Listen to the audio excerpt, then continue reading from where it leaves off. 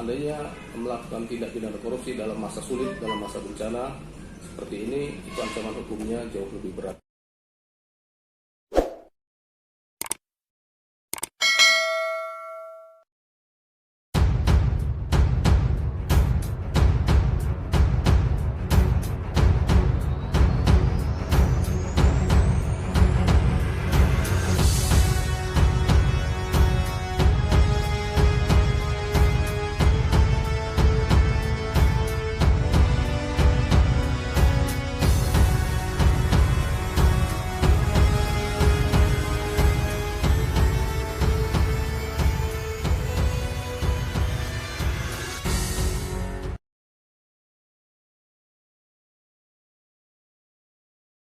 Kita sudah menerima surat dari Jampidu, surat nomor B1314 tanggal 6 April 2020, di mana di sana kita diperintahkan terhadap perkara-perkara yang masuk ke kita, yang merupakan perkara seperti penimbunan alat-alat kesehatan, masker, APD dan lain sebagainya, kemudian penimbunan sembako, kemudian berita-berita hoax.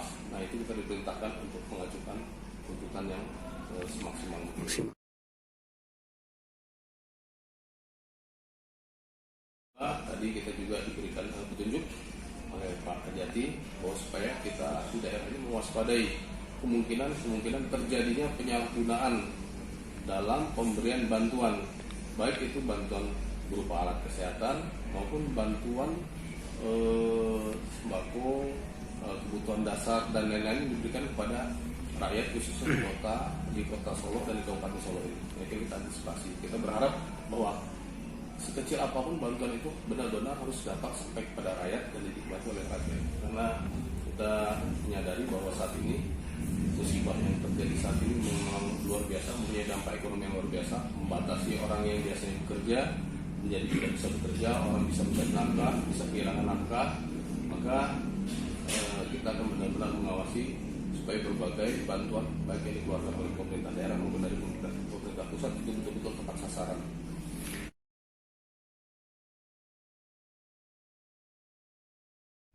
Kita belum lihat kemarin dari beberapa kali rapat dengan dari pihak Polres juga menyatakan bahwa dari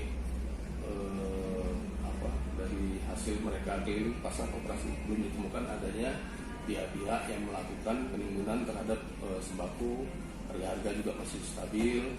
Alhamdulillah situasi kondisi di kota Solo ataupun di kabupaten masih terkendali, masih baik. Kita hanya melakukan upaya-upaya antisipasi. Yang jelas kita mengawasi bagaimana caranya keadaan ini bisa ditangani dengan baik dan tidak ada perbuatan penyimpangan di sana saja. Kalau ada penyimpangan, kita dengan kewenangan yang ada tentu akan menindak tegas. Ada kekhususan di sini. Seandainya tipikor itu dilakukan dalam keadaan bencana seperti ini, itu memenuhi ketentuan di dalam pasal 2 ayat 2 yang ancaman pidana lebih berat. Di sana diancam dengan pidana mati. Nah, ini supaya juga menjadi atensi kepada mungkin aparat pemerintah daerah ataupun yang lainnya bahwa seandainya melakukan tindak pidana korupsi dalam masa sulit, dalam masa bencana seperti ini, itu ancaman hukumnya jauh lebih berat.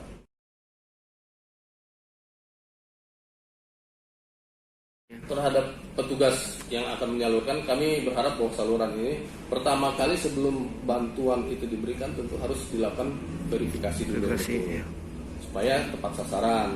Setelah itu didata, baru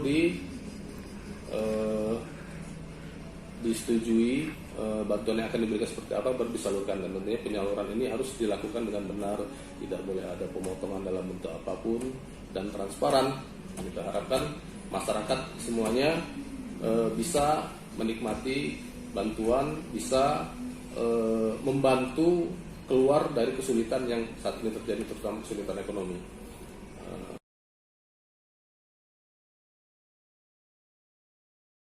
Kita menghimbau tentu semua supaya dapat mematuhi semua anjuran dari pemerintah. Sudah ada pengaturan. Kemarin kita tahu dari pemerintah sudah mengeluarkan PP nomor 21 tahun 2020 tentang pembatasan sosial berskala besar, Kemudian sudah ditindaklanjuti juga dengan peraturan Menteri Kesehatan sebagai peraturan pelaksananya juga tentang pembatasan sosial berskala besar.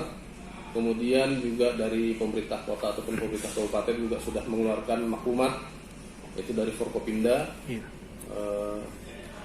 Kemudian juga sudah ada fatwa MUI yang pada intinya semua memberikan petunjuk-petunjuk sikap yang harus disikapi oleh masyarakat supaya tidak bingung, tidak galau, tidak menganggap enteng, dan tidak panik dalam menghadapi wabah ini. Kemudian khusus lagi untuk masyarakat yang masih suka kumpul-kumpul, supaya mengurangi, kalau bisa jangan.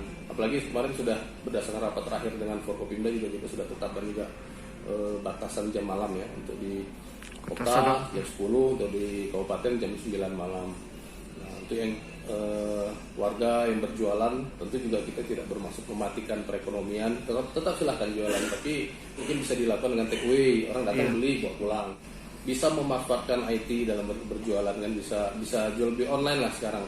Saya lihat di beberapa daerah, baik itu pasar sayuran ataupun makanan jadi, mereka sudah membuka penjualan secara online. Melalui WA, melalui pemesanan dan lain sebagainya. Itu lebih efektif, dan kita yakini itu bisa mempunyai peran yang besar untuk mencegah penularan COVID-19, tapi juga tidak mematikan perekonomian masyarakat di sini, seperti itu.